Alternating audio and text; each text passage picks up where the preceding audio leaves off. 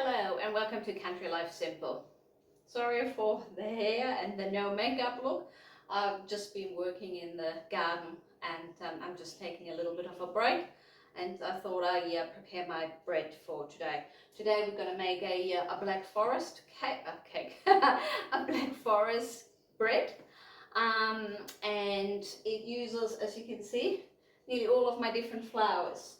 So it normally uses like white spelt flour and whole grain spelt flour. I don't have that, so I just use whatever I have. So I have spelt flour, rye flour, I've got plain flour and wholemeal plain flour, and of course salt. I already got 590 grams of water in the Thermomix. I'm going to make it in the Thermomix today because I use that for something else later on, and it saves me having to put all the other instruments out. So I just have to clean one dish, and that's what I like. So come on and join me, and I hope you enjoy this one. So I added 250 grams of spelt flour, and now I'm going to add 100 grams of rye flour.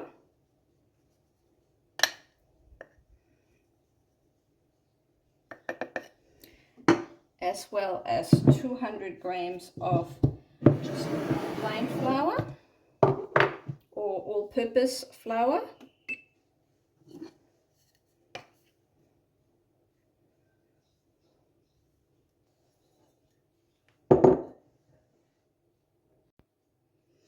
I just mixed this up a little bit, and I actually only added, I put the amounts in the description box below, but I only added 200 grams of wholemeal flour, and now I'm going to add 20 grams of salt. I always like to put that in afterwards.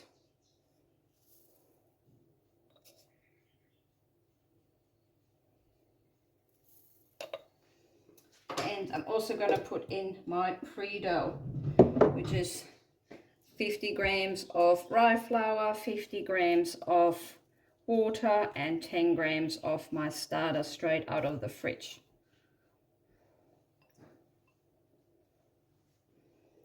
Now I'm going to mix this up for about 5 minutes. Alright, so I've mixed this for 5 minutes. It's a nice smooth dough, but sticky. And now I take the lid off so it can actually rise for about an hour. It's pretty warm here today. Normally the recipe says an hour and a half, but it's pretty warm, so I think an hour will be sufficient. So an hour has passed, and look at that. It has risen quite nicely. I'm going to take it out of the pot now, shape it, and put it into a banneton and let it rest for another hour.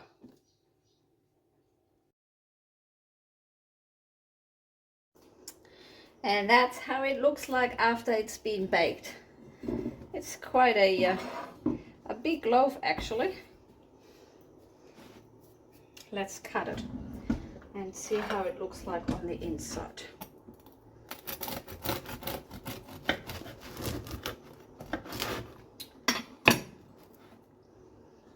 Beautiful.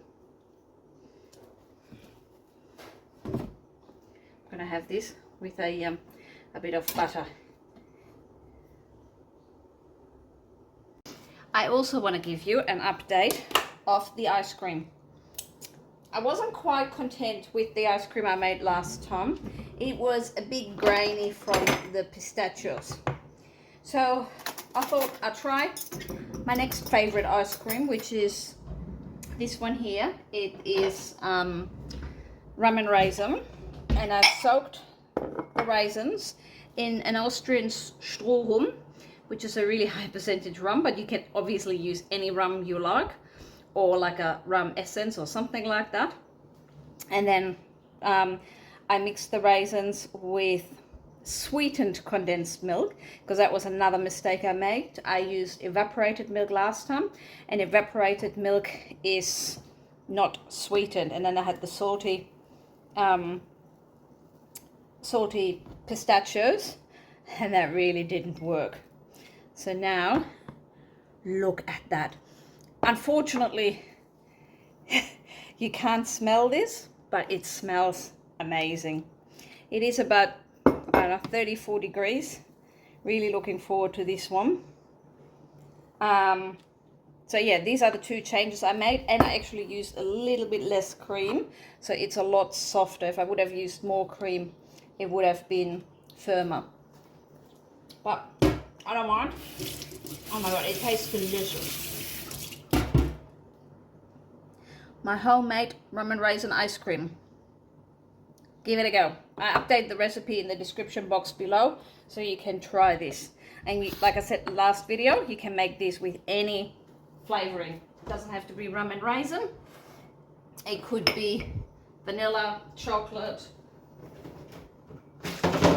obviously any kind of fruit, strawberries, mangoes. Yum! Perfect for snack after a day in the garden at 34 degrees.